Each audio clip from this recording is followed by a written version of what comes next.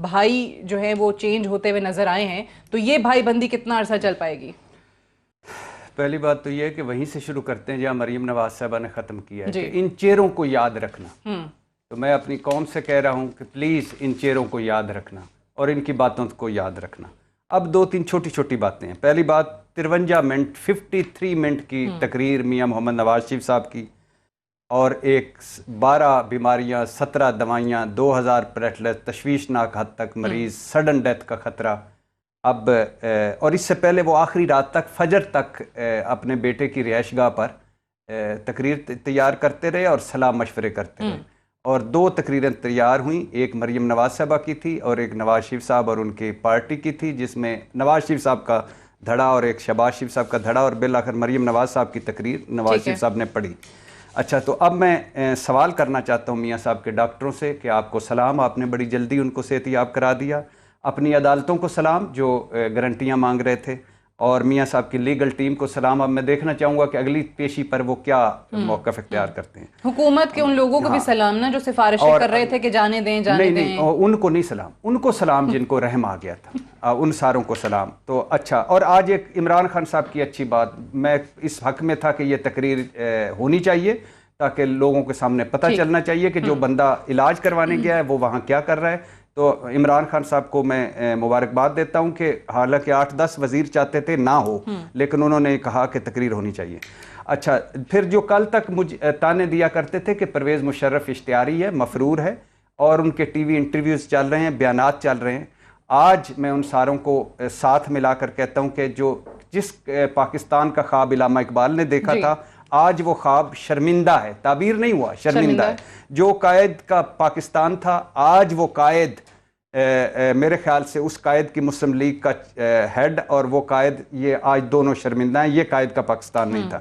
میں میڈیا کو سلام کرتا ہوں کہ جنہوں نے ایک اشتہاری مجرم کی لائیو تقریر دکھائی، اور میں میاں محمد نواز شریف صاحب کو سلام پیش کرتا ہوں کہ جنہوں نے اپنی تقریر میں یہ ایئرپورٹ پر انہوں نے غالباً تقریر کی تھی اور انہوں نے کہا تھا کہ میں اسمبلیوں سے مستعفی ہو رہے ہیں ہم، اور اپنے بچوں سمیت وہ واپس آ رہے ہیں۔ یہ بھی انہوں نے اچھا، وہ بھی نہیں ہوئے، آج بھی ابھی کہہ رہے ہیں اعلامیہ میں بھی یہ تھوڑا مسئلہ چل رہا ہے کہ مولانا صاحب کہہ رہے ہیں استعفوں کی بات لکھیں۔ اور آج میں ان کو کہتا ہوں جو میرے ساتھ بحث کرتے تھے کہ آپ اس کو شیموکریسی نہ کہا کریں، میں ان کو کہتا تھا ڈیموکریسی اور چیز ہوتی ہے، وہ جمہوریت بہت بڑی چیز ہے۔ تو آج سارے وہ پلیز، میں تو شرمندہ ہوں آپ کے۔ اور پھر 2 باتیں، نصرت بھٹو صاحبہ، بے نظیر بھٹو صاحبہ، سیتا وائٹ، جمائمہ خان کے بعد آج نواز شریف صاحب علیمہ خان پر برسے، آپ کو مبارک ہو نواز شریف صاحب۔ فوج جوڈیشری پر برسے، اور میں پوچھنا چاہوں گا کہ آپ نے آخری یہ جو اپنے آپ کے پارٹی کے سیاستدان گئے تھے تو قرآن پر حلف کس وجہ سے لیا تھا، اور یہ بھی ذرا بتا دیتے قوم کو۔ جو کچھ کہا نواز شریف کے لیے کہ وہ واپس آئیں گے، جو پارلیمان میں بھی انہوں نے کہا تھا نا، ووٹ کے لیے، ٹھیک ہے، پارلیمان میں بھی یہ کہتے تھے کہ واپس آئیں گے، اور جو کچھ انہوں نے کہا اس میں 50% وہ ہے جس کے وہ خود ذمہ دار ہیں، اور جو کچھ انہوں نے کہا اس میں سے 50% سے وہ مکر جائیں گے جب وہ اقتدار میں آئیں گے۔ اور یہ آخری فکرہ، یہ چوتھی APC ہے 2 سالوں میں۔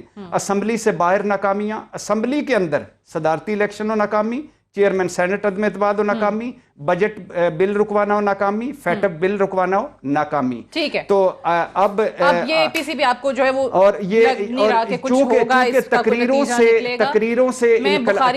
سے انقلاب نہیں آتے، جنت کے لیے مرنا پڑتا ہے اور کوئی مرنے کے لیے تیار نہیں۔ چلیں سر، کوئی مرنے کے لیے تیار نہیں ہے۔ بخاری صاحب، اب یہ جو APC ہو گئی، اب یہ الائنس، اس کو نام دیا جا رہا ہے پاکستان ڈیموکریٹک الائنس۔ اب کیا ہی اچھا ہوتا کہ آج یہ لوگ بات کر رہے ہیں کہ ہم لانگ مارچ جو ہیں وہ جنوری میں جو ہے وہ کریں گے حکومت کے خلاف، استعفوں کی ابھی تک صلاح مشورہ چل رہا ہے کہ استعفے دینے نہیں دینے، لیکن یہ آپ کو نہیں لگتا کہ مناسب ہوتا جو ماضی میں ایک دوسرے کے حوالے سے بیانات دیے ہوئے ہیں اور واقعی یہ ڈیموکریٹک الائنس بن رہا ہے، سب کو بہت احساس ہے، تو ذرا آپس میں ایک دوسرے سے معافیاں مانگ لیتے پھر آگے بڑھتے؟ بہت شکریہ آپ کا سعدیہ، آپ نے موقع دیا اپنے پروگرام میں۔ 2-3 باتیں اس حوالے سے میں عرض کرنا چاہتا ہوں۔ پہلی بات تو یہ کہ آپ نے شروع میں جو ابتدائیہ میں دکھائے کہ کس طرح ایک دوسرے کے کپڑے پھاڑا کرتے تھے، کیا بیانات دیا کرتے تھے، کیا کہا کرتے تھے، لیکن مجھے بہت خوشی ہوتی ہے اگر آپ اس کے ساتھ ساتھ یہ بھی دکھا دیتے کہ آج جو عمران خان صاحب کے ساتھ ہیں وہ خود عمران خان صاحب کے بارے میں کیا ارشاد فرمایا کرتے تھے. ایک لمبی تفصیل ہے, میرے پاس اس وقت تو نہیں ہوگا آپ کے پاس, ورنہ میں سنا دیتا ہوں آپ کو. یہ شیخ رشید صاحب نے ان کو ٹانگا پارٹی کا سربراہ کہا تھا, اور انہوں نے شیخ رشید کو کہا تھا کہ اگر مجھے چپراسی بھی رکھنا پڑے تو میں تمہیں نہیں رکھوں گا, اسے رکھوں گا. وہ آج ریلوے منسٹر ہیں. اس کے بعد ندیم افضل چاند, شوکت بسرا, فردوس ہاشم اخوان جب پیپلز پارٹی کے شہزادے تھے تو اس وقت اس کے بارے میں کن کن القابات سے نوازا کرتے تھے. یا موقع نہیں ہے اور نہ ہی مناسب ہے کہ میں وہ بتاؤں. کوئی انہیں اخلاقی مجرم کہتا تھا, کوئی کچھ کہتا تھا. تو سیاست میں تو بھی یہ ہوتا رہتا ہے, اور خاص طور سے پاکستان کی سیاست میں, کہ اس ملک میں یہ بھی ہوا کہ جماعت اسلامی جو اے این پی کو غدار پاکستان, غدار وطن کا ٹائٹل دیتی تھی, اس نے کے پی کے میں ان کے ساتھ مل کے کولیشن گورنمنٹ بنائی تھی. اگر آپ کو یاد ہو, جس کے فائنانس منسٹر جو ہیں وہ سراج الحق صاحب تھے. تو یہ سیاست تو نام ہی اس کا ہے, it's a game of compromises, اسی طرح سے ہوتا ہے. دوسری بات یہ کہ ابھی سلام پیش کر رہے تھے ہمارے ساتھی, ہمارے دوست بہت ہی پیارے ہیں کہ جنہوں نے یہ لائیو دکھائی ہے. تھوڑا سا سلام ان کو بھی پیش کر دینا چاہیے جنہوں نے سزائے موت کے قیدی سہولت مرزا کی ڈیتھ سیل سے لائیو 1.5 گھنٹے کی کوریج دکھائی تھی. تو یہ ساری باتیں جو ہیں اس کو کانٹیکسٹ میں دیکھنا بہت ضروری ہوتا ہے. اب آ جائیے جی آپ کے بنیادی سوال کی طرف جو آپ نے فرمایا. دیکھیے, بہت ساری کنٹروورسیز کے بعد پہلے 4 اے پی سیز ہوئی, چاروں کی چاروں ناکام ہوئی, نان سٹارٹڈ رہیں.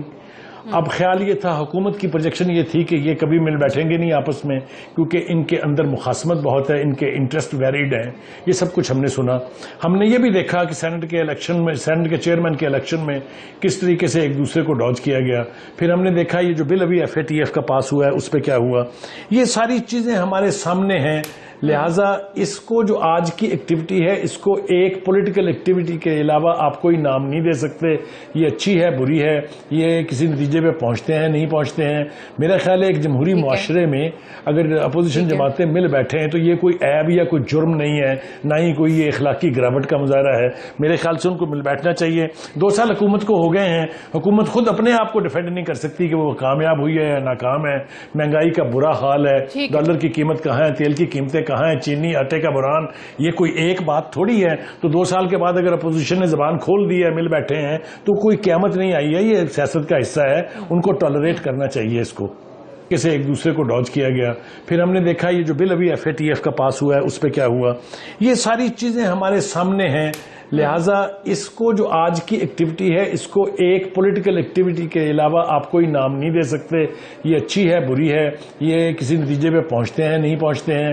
میرا خیال ہے ایک جمہوری معاشرے میں اگر اپوزیشن جماعتیں مل بیٹھے ہیں تو یہ کوئی عیب یا کوئی جرم نہیں ہے, نہ ہی کوئی یہ اخلاقی گراوٹ کا مظاہرہ ہے. میرے خیال سے ان کو مل بیٹھنا چاہیے. 2 سال حکومت کو ہو گئے ہیں, حکومت خود اپنے آپ کو ڈیفینڈ نہیں کر سکتی کہ وہ کامیاب ہوئی ہے یا ناکام ہے. مہنگائی کا برا حال ہے, ڈالر کی قیمت کہاں ہے, تیل کی قیمتیں کہاں ہیں, چینی آٹے کا بحران.